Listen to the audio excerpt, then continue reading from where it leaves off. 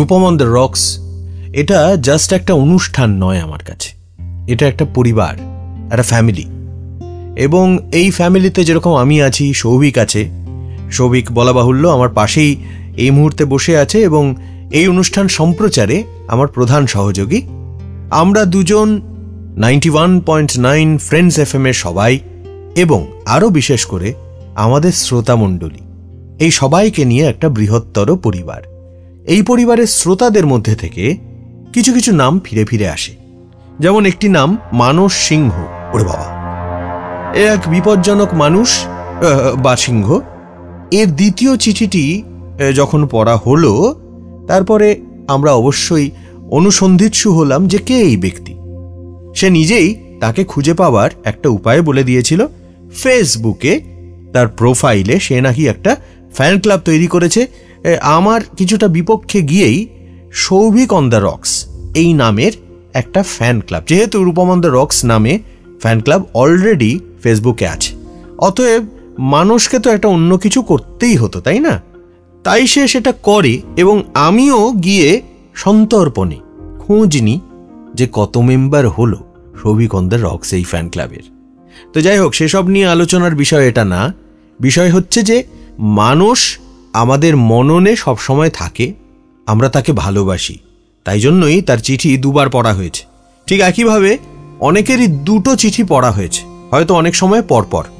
যেমন বলতে পারি অন্য গ্রহ থেকে যিনি চিঠি লেখেন, সেই ক্যালকাটা বোস বা কলকাতা বসুর কথা। বলতে পারি সুদূর বালুরঘাট থেকে যিনি একের পর এক চিঠি পাঠান, সেই অর্ঘ্য সরকার, যিনি শুধু চিঠি লিখেই ক্ষান্ত হননি, একটা স্পেশাল গানও বানিয়েছিলেন রূপম অন দ্য রক্স বিষয়ে। তো এরা সবাই সম্মানিত শ্রোতা আমাদের। আরেকজনও আছেন বারবার যার কথা বলা হয়েছে, যার আরেকটা চিঠি পড়া এখনো পেন্ডিং। তার নাম Khyapa Chakraborty. Hello, check check. Hello, 1 2 3। Chakdaha Nadia থেকে আরটিআর মেলায় এসে হারিয়ে গেছে খ্যাপা চক্রবর্তী। তাকে অনুরোধ করা হচ্ছে যত তাড়াতাড়ি সম্ভব আমাদের অফিসে যোগাযোগ করো। অত্যন্ত ব্যথিত চিত্তে এই অ্যানাউন্সমেন্টটা করতে হলো। খ্যাপা সত্যি সত্যি হারিয়ে গেছে কিনা জানি না, তবে আমরা ওকে খুঁজে পাচ্ছি না, এটা সত্যি কথা। একটা চমৎকার চিঠি, শুধু চিঠি পড়েই তো হয় না, তাকে একটা পুরস্কারও দিতে হয়, যে পুরস্কারের নাম হলো ROTR letter of the week. Letter of the week. এখন এই পুরস্কারটা হাতে নিয়ে আমরা ঘোরাঘুরি করছি, এদিক ওদিক ছোটাছুটি করছি, আসলে ফোনাফুনি করছি। মানে খ্যাপা তো একটা আমাদের নাম্বার পাঠিয়ে দিয়েছে, কারণ যারা পুরস্কার জেতেন তারা পুরস্কারটি সংগ্রহ করবার জন্য যেটা করে থাকেন সেটা হলো পুরস্কার সংগ্রহ করতে তোমার মোবাইল নাম্বার ইমেল করো rotr@friendsfm.in এবং টিম ফ্রেন্ডস এফএম যোগাযোগ করে নেবে তোমার সাথে। তো এই হচ্ছে নিয়ম। এই নিয়ম অনুযায়ী খ্যাপা তার নাম্বার পাঠায় এবং আমরা প্রথমে খ্যাপা এরকম একটা নামে যোগাযোগ করব, সেটা না করে আমরা ওর অন্য নামটা অর্থাৎ শুভজিৎ এই নামটা সম্বল করেই আমরা যোগাযোগ করবার চেষ্টা করেছিলাম। সেই যোগাযোগ ব্যর্থ হয় এবং আমার যেটা নিয়ম, আমি যদি কাউকে খুঁজে না পাই তখন তাকে ইমেলে বলি, বাবা তোমায় খুঁজে পাচ্ছি না, তোমার ফোন তুমি ধরছো না।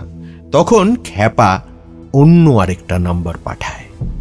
খেপে গিয়ে কিনা জানি না, ঘটনার পরবর্তী পর্যায়ে এই অন্য নাম্বারেও ফোন করা হয়। জিজ্ঞেস করা হয়, নমস্কার, আপনি খ্যাপা চক্রবর্তী বলছেন? তিনি বলেন, কই না তো। আমরা বলি, আচ্ছা এটা কি এই নাম্বার? উনি নাম্বারটা শুনে বলেন, হ্যাঁ এই নাম্বার, কিন্তু এটা তো খ্যাপা চক্রবর্তীর নাম্বার নয়। তাহলে কি মুশকিল। এর আগে শুভজিৎ নামে খ্যাপাকে খুঁজে পাওয়া গেল না, এবার খ্যাপা নামে ফোন করে যখন বলা হচ্ছে যে ROTR letter of the week Khyapa জিতেছে বলেই তাকে ফোন করা হয়েছে, তখন যিনি ফোন ধরেছেন তিনি গম্ভীরভাবে জানালেন, খ্যাপা চক্রবর্তী? মোটেই না, আমার নাম খ্যাপা চক্রবর্তী না, আমার নাম বিজয়। কি হচ্ছে কি রূপমদা? ও হ্যাঁ হ্যাঁ, সৌভিক যেটা বলছে ঠিকই বলছে। উনি বিজয় বলেননি, উনি বললেন আমার নাম বিজয়, বিজয় চক্রবর্তী। আর শুনে নিন, আমি কোনো কম্পিটিশনে যোগদান করিনি, কাজেই কোনো পুরস্কার আমার পাওয়ার কথা নয়। অতএব আপনাদের আপিসে গিয়ে আমি মোটেই পুরস্কার নিতে রাজি না।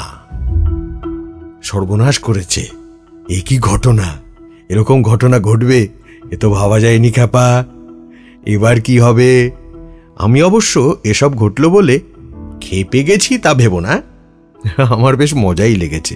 মানে ব্যাপারটা যে কি হয়েছে আমি সেটা আন্দাজ করতে পারছি। রূপমন্দা রক্সের প্রিয় শ্রোতারা, তোমরাও বুঝতে পারছো তো ঠিক কি ঘটেছে? আমরা ঘোষণা করেছি, অফিসিয়াল ঘোষণা, আরটিআর মেলায় এসে যদি কেউ হারিয়ে যায় তাকে খুঁজে পাবার জন্য একটা ঘোষণা তো করতে হয়।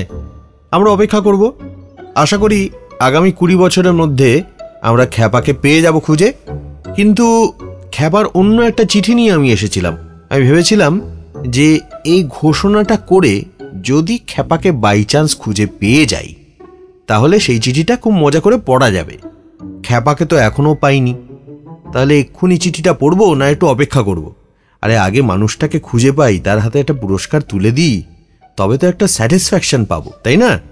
তো ওই চিঠিটা পড়া যাচ্ছে না, আজকে পড়ছি না, অন্য আরেকটা চিঠি তো পড়তে হবে। মানে একটা চিঠি পড়বো বলে এসেছি, কোনো চিঠিই পড়লাম না তা তো হতে পারে না, অন্য আরেকটা চিঠিও আমার সঙ্গে আছে।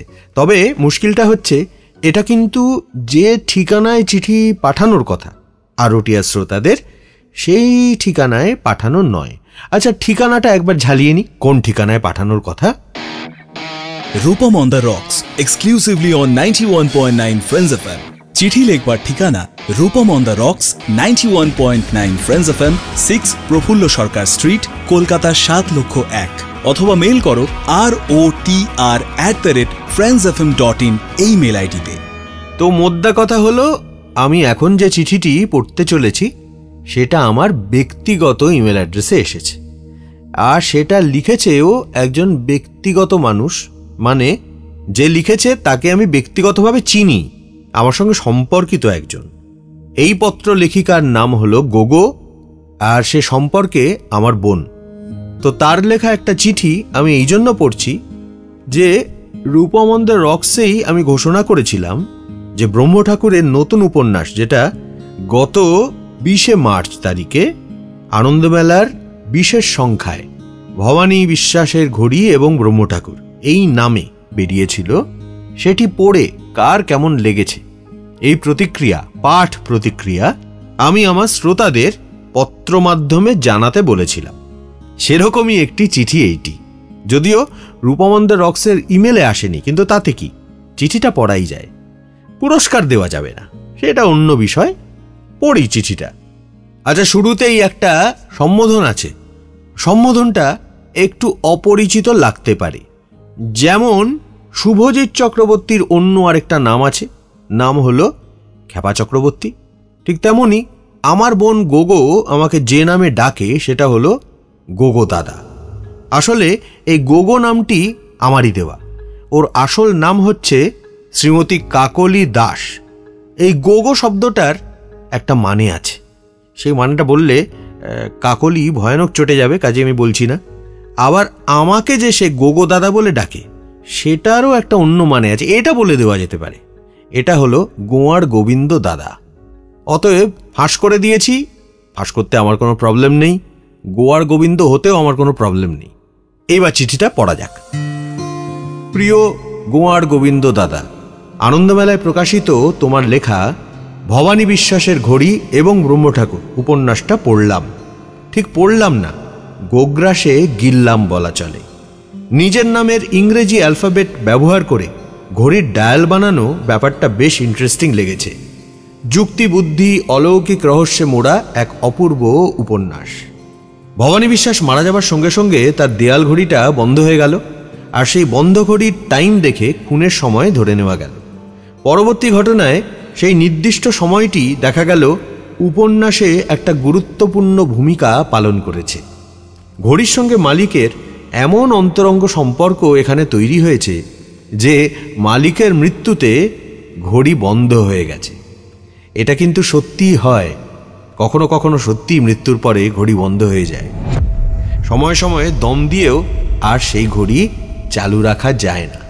এ এক অদ্ভুত বিষয়, যার কোনো বৈজ্ঞানিক ব্যাখ্যা পাওয়া যায় না। রহস্য রোমাঞ্চের সাথে সাথে উপন্যাসের এই বিষয়টি আমার কাছে খুবই স্পেশাল মনে হয়েছে, কারণ নিজের দেখা একটি ঘটনার সাথে এর বেশ মিল পাচ্ছি। তোমার কি মনে আছে, আমাদের পাকসাকাসের বাড়িতে দাদুর ঘরের দেয়ালে একটা মাঝারি মাপের পেন্ডুলাম ঘড়ি ছিল? জ্ঞান হয়ে পর্যন্ত ওই ঘড়িটি আমি দেখে এসেছি বাড়িতে। 1999 সালে যখন দাদু মারা গেলেন, তারপর হঠাৎ করেই ঘড়িটা বন্ধ হয়ে গেছিল। আমি আর মা বহুবার দম দিয়েছি সেই ঘড়িতে, কিন্তু 2-5 মিনিট পরেই বন্ধ হয়ে যেত। ঘড়ির ডাক্তারের কাছে নিয়ে গেলে তারা সারিয়ে দিত ঠিকই, কিন্তু দোকান থেকে বাড়িতে এনে দেওয়ালে টাঙালেই সঙ্গে সঙ্গে বন্ধ। এক সময় আমরা রণে ভঙ্গ দিলাম, তারপরও দাদুর স্মৃতি হিসেবে সেই ঘড়িটা বহু বছর ওইভাবেই দেওয়ালে রয়ে গেছিল। তারপর এক সময় সেই ঘড়ি পাল্টে ওই দেওয়ালে নতুন ঘড়ি কিনে টাঙানো হয়েছিল, কিন্তু অদ্ভুতভাবে যে ঘড়ি ওখানে টাঙানো হতো সেই ঘড়ি কিছুক্ষণ পর বন্ধ। অবশেষে ওই ঘরে দেওয়াল ঘড়ি রাখার সিদ্ধান্ত বদলে একটা টেবিল ঘড়ি রাখা হয়। সেই ঘড়িতে কিন্তু কোনো সমস্যা হয়নি, দিব্যি চলত। যত কাণ্ড সবই দেওয়ালে ঘড়ি টাঙালেই। অবাক হওয়া ছাড়া আর কোনোভাবেই এর ব্যাখ্যা খুঁজে পাইনি আমরা। আজ এত বছর পরে তোমার এই উপন্যাসটা পড়ে এটুকু অন্তত বুঝলাম যে ঘড়ি আর মানুষেরও আত্মিক যোগ তৈরি হয়। তাহলে পুরো উপন্যাসটা এক নিঃশ্বাসে পড়ে শেষ করেছি। ব্রহ্ম ঠাকুরের পরবর্তী গল্পের জন্য অপেক্ষায় থাকলাম। ইতি গোগো। আগেই বলেছি যে কাকলি দাস, যার ডাকনাম গোগো, এই গোগোটা কি তা আমি খুলে বলবো না রেডিওতে। খুলে বললে গোগো আমায় মারাত্মক পেটাবে, কাজেই সেই ঝুঁকি নেওয়া যায় না। তবে গোগো এই যে গল্পটা বলল চিঠি লেখার মাধ্যমে, সেটা শুনে আমার এই ঘটনাটা একটু মনে পড়ে গেল বই কি। আসলে গোগোদের ফ্ল্যাট, মানে যেখানে দাদু থাকতেন, গোগোর মাও থাকতেন সেখানেই, সেটি আমার পাশের ফ্ল্যাট। আমার ফ্ল্যাট এবং ওদের ফ্ল্যাট, এই দুটি ফ্ল্যাটেরই সংযোগ রক্ষা করত একটা কমন বারান্দা, এবং দুটো ফ্ল্যাটেরই সদর দরজা ছিল একটি, অর্থাৎ দুটি জোড়া ফ্ল্যাট। একটিতে থাকতাম আমরা, অন্যটাতে গোগোরা। সেই সূত্রেই আত্মীয়তা। রক্তের সম্পর্ক নয়, কিন্তু রক্তের সম্পর্কের থেকেও যেন বেশি। ঠিক যেমন মানুষের সঙ্গে ঘড়ির সম্পর্ক, এটাও কিন্তু রক্তের সম্পর্ক নয়, কিন্তু যে ঘড়ি মানুষের মৃত্যুর পরে বন্ধ হয়ে যায় সে তো রক্তের সম্পর্কের থেকেও বেশি, তাই না? আমি অবশ্য উপন্যাসটা রচনা করবার সময় দাদু এবং দাদুর ঘড়ির কথা মনে রেখে লিখেছি তা বলা চলে না। আসলে আমার এক প্রিয় বন্ধু আছে, আমাদের ব্যান্ড মানে ফসেলসের সে ড্রামার, অর্থাৎ আমার তরুণ বন্ধু তন্ময়। তার প্রচণ্ড দেওয়াল ঘড়ির শখ। তার বাড়িতে একটা নেমন্তন্ন খেতে গিয়ে আমি দেয়ালে এই বিশেষ ঘড়িটা দেখেছিলাম, যে ঘড়িটাতে নম্বরের বদলে লেখা ছিল বিশ্বাস ভবন, এবং অদ্ভুত একটা সিমেট্রি তৈরি হয়েছিল বি এবং ডাব্লিউ, এই দুটো অক্ষরের, যেটা নিয়ে আমি ওখানে দাঁড়িয়েই মনে মনে গল্পটা ফেঁদে ফেলি এবং পরে সেটা আমি লিখি। তন্ময় হচ্ছে একজন ঘড়ির সংগ্রাহক, এবং সেই বলেছিল যে অনেক সময় ঘড়ি এবং ঘড়ির মালিকের সম্পর্কটা বৈজ্ঞানিক যুক্তি বুদ্ধির বাইরে, একটা অতীন্দ্রিয় কিছু। ঠিক যেরকম সম্পর্ক থাকে প্রভুর সঙ্গে প্রভুভক্ত কুকুরের। প্রভু মারা গেলে অনেক সময় কুকুরও দেহ রাখে, এমনই টান। ঘড়ির গল্প হচ্ছিল, এবং ঘড়ি কি করে? সময় রাখে। সময় এখন যে নির্দেশ দিচ্ছে তা হলো বাংলা মতে আবার আরেকটা বছর শেষ, নববর্ষ এসে পড়ল বলে। আমাদেরও একটা বিশেষ অনুষ্ঠান আছে, মানে ফসেলসের একটা দারুণ অনুষ্ঠান আছে 12 তারিখে, মানে শুক্রবারে। যারা আজকের এপিসোডটা শুনছো তাদের জন্য আগামীকালই বলতে হয়, অর্থাৎ শনিবারে। বাংলা নববর্ষকে মাথায় রেখেই এবং সেটা আগাম সেলিব্রেট করতেই এই অনুষ্ঠান। নতুন বছরের কথা উঠলই যখন, তখন কয়েকটা লাইন মনে পড়ছে, আমারই লেখা লাইন। বলি, ভাবি বছর ভর এ নতুন বছর, কাজে লাগাতে হবে এ বছরটাকে। কেটে যাচ্ছে দিন আমি চিন্তাহীন, সারা বছর কি বছর নতুন থাকে? এই লাইনের মূল ভাবটা পিঙ্ক ফ্লয়েডের টাইম গানের কয়েকটা লাইন থেকে এসেছে। গানটার নাম প্রেরণা। অবভিয়াসলি পিঙ্ক ফ্লয়েডের টাইম শুনে সেই গানটি ভালোবেসেই এই গানটি রচনা করেছিলাম, যদিও সুরের দিক থেকে কোনো রকম মিল নেই এবং প্রেরণার অনুষঙ্গ যেটা এই গানের মূল বিষয় হয়ে উঠেছে সেটা কিন্তু টাইম গানে ছিল না। আর একটা জিনিস ছিল না, এই গানটা সুরের চলনে হয়ে উঠেছে একটা কাওয়ালি। পিঙ্ক ফ্লয়েড তো আর কাওয়ালি বানায়নি, কাজেই প্রেজেন্টেশনে গানটা একেবারেই আলাদা হয়ে গেছে। এখন কি গিটার বাজিয়ে এই প্রেরণা গানটা গাওয়া হবে? না, থাক, সামনেই তো খাস একক আছে, মানে আমার সেই অনুষ্ঠান যেখানে একটু অন্য ধরনের গান, বিশেষ করে ফসেলস মঞ্চে বেশিরভাগ সময় যে সমস্ত গান গাইবার সুযোগ হয় না, সেই সব গান একটা গিটার সহযোগে বা কিবোর্ড বাজিয়ে আমি গেয়ে থাকি ঘণ্টা তিনেক। সেই অনুষ্ঠানের নতুন সংস্করণ, এবারের নাম হলো খাস একক। এটা আসতে চলেছে 19 তারিখে, 19শে এপ্রিল, ঠিক বিকেল 5টায় শুরু হবে জিডি বিড়লা সভাঘরে। সেই অনুষ্ঠানের জন্য গানটা রেখে দিই। প্রেরণার কোনো চেহারা নেই, প্রেরণা আসলে একটি ভূত। প্রেরণার গানও বটে, আবার ভূতের গানও বটে। একটু আগে ভবানী বিশ্বাসের ঘড়ি আর ব্রহ্ম ঠাকুর এই উপন্যাসের প্রতিক্রিয়ায় একটা চিঠি পড়া হয়েছে। সেই চিঠির মধ্যে না হোক, কাহিনীর মধ্যে ভূতের উল্লেখ ছিল। যে সে ভূত নয়, একদম ছোড়া হাতে একটি সিরিয়াল কিলারের ভূত। তাহলে ব্রহ্ম ঠাকুর সিরিজ যারা পড়েনি তারা ভাবতেই পারে ব্রহ্ম ঠাকুরের গল্পগুলো কি রহস্যের নাকি ভূতের। এই জায়গাটা একটা মজা আছে। আমার মনে হয় মজাটা একদম গোড়া থেকে খুলে বলাই ভালো। মাঝে মাঝে আমার ইচ্ছে করে একটু গল্প পড়ে শোনাই। অবশ্য এই ইচ্ছেরও একটা ভিত্তি আছে। আমরা ব্রহ্মগুল উপন্যাসের কিছু অংশ তো পড়ে শুনিয়েছিলাম এবং সেটায় শ্রোতা প্রতিক্রিয়া খুব ভালো। অনেকেই আমাকে আবার গল্প পড়ে শোনাতে বলেছেন, কাজে আমিও লেখক হিসেবে একটু ভরসা পেয়েছি। আমার মনে হলো ব্রহ্ম ঠাকুর সিরিজের একদম গোড়া থেকে যদি ধারাবাহিকভাবে পাঠ করতে শুরু করি কেমন হয়। ধারাবাহিকভাবে মানে প্রত্যেক সপ্তাহেই গল্প পাঠ করব তা নয়, যখন যখন ইচ্ছে হবে তখন তখন পড়ব। নিজের ইচ্ছের মালিক নিজে হওয়াই তো ভালো, তাই না? সেই রকম একটা ইচ্ছের বশবর্তী হয়েই আজকে ব্রহ্ম ঠাকুরের একটা গপ্পের বই সঙ্গে করে নিয়ে এসেছি। একদম প্রথম উপন্যাস চাঁদনিতে উন্মাদ একজন, সেখান থেকেই খানিকটা অংশ পড়ে শোনানো যাক। না থাক, পড়ে শোনাবো না, এক্ষুনি শোনাবো না। এখন আমার একটা গান গাইতে ইচ্ছে করছে, গানটা গাইব। তবে এই গানটারও কিন্তু একটা যোগাযোগ, এই যে ইচ্ছেটা করলো এর একটা কারণ আছে। কেন এই গানটা গাইছি সেটা গল্পটা যখন পড়ব তখনই বোঝা যাবে।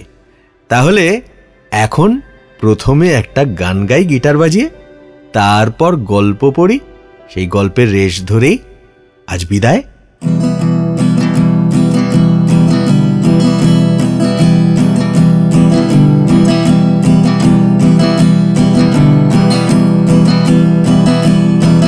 ধ্বংস কোনো নতুন শব্দ নয়, তবু মাঝে মাঝে আঘাত করে পড়া যায়।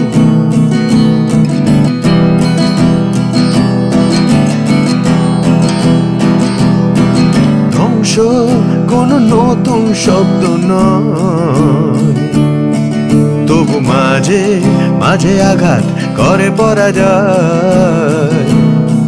তবু বেঁচে আছি তাই বোধহয় দেখি স্বপ্ন পেয়ে, এই ভগ্নস্তূপ থেকে সোয়েস পেয়ে যাব তোমাদের।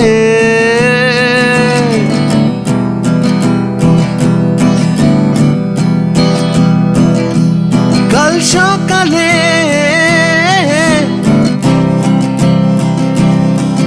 উঠলে আলো,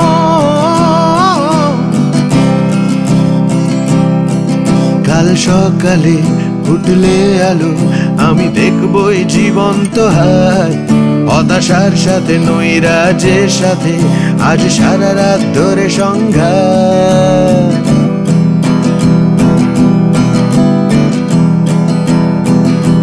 ভাঙা চোরা ইট কাঠ পাথরের স্তূপে যদিও উদ্বাস্তু এ সময়, তবু কোনো অবিশ্বাস্য বিশ্বাসে ভুলে এতদিনকার সংশয়।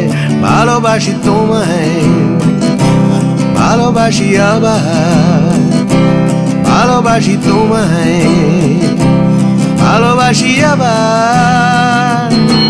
কাল সকালে উঠলে আলো, আমি দেখবই জীবন্ত হাত, হতাশার সাথে নৈরাজ্যের সাথে আজ সারা রাত ধরে সংঘাত।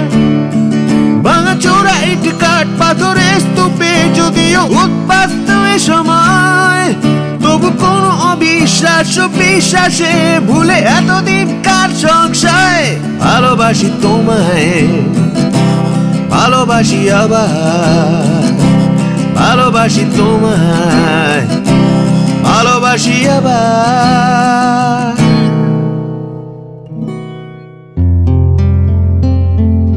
প্রতিশ্রুতি মতো পড়ে শোনানো হচ্ছে, মানে আমি পড়ে শোনাচ্ছি আমার প্রথম উপন্যাসের বই অনামিকা বলে ডাকতে পারি কি তোমায় থেকে চাঁদনিতে উন্মাদ একজন নামের উপন্যাসটির প্রথম অংশ।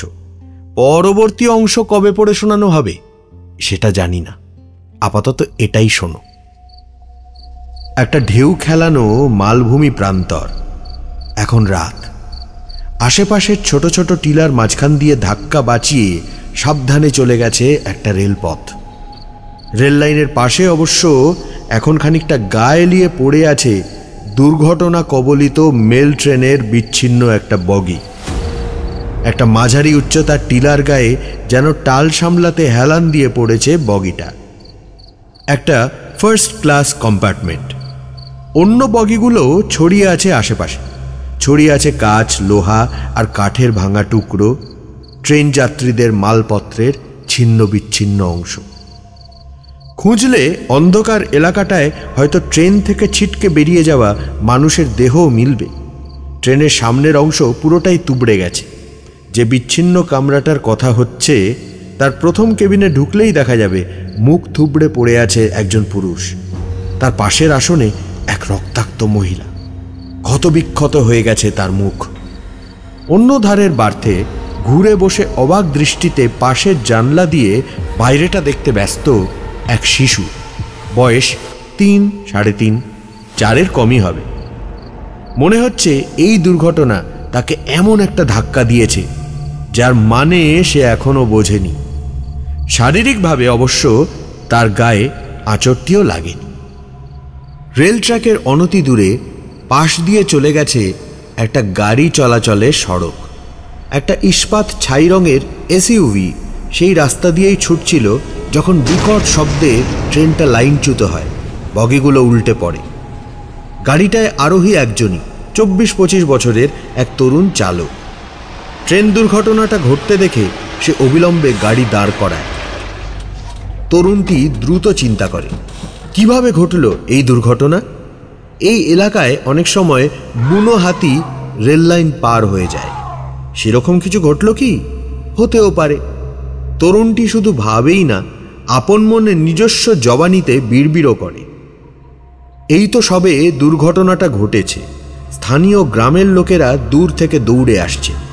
তরুণ এই এসইউভি চালকও গাড়ি থেকে নেমে ছুটে যায় ট্রেনটার দিকে।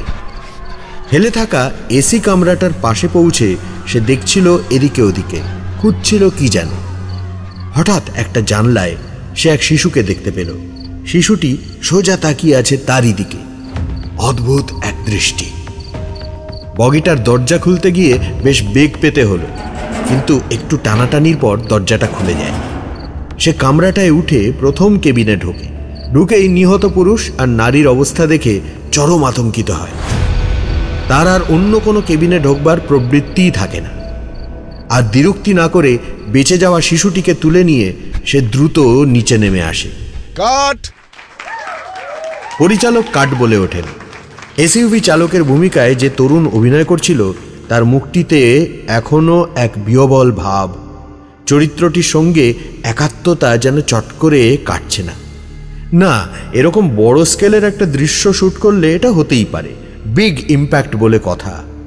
পরিচালক এবং ইউনিটের অন্যান্যদের সাবাসী বর্ষিত হয় নায়কের প্রতি। নায়ক আশ্চর্য, হ্যাঁ এটাই তার নাম, তবুও কেমন যেন জড়সড় আর অন্যমনস্কই থেকে যায়। হাততালিতেও তার ঘোর কাটছে না। আশ্চর্য রেললাইন থেকে খানিক টলতে টলতেই দূরের রাস্তায় রাখা তার মেকআপ ভ্যানে পৌঁছয়, ভিতরে ঢুকে পড়ে। খানিক পরে ডিনারের অর্ডার নিতে গিয়ে অনন্ত আবিষ্কার করে তরুণ অভিনেতা সংজ্ঞা হারিয়েছেন। অনন্ত তাড়াতাড়ি ছুটে এসে পরিচালক ভবতোষ লাহিড়িকে খবরটা দেয়। ভবতোষবাবু ব্যস্ত হয়ে এগিয়ে যান মেকআপ ভ্যানের দিকে।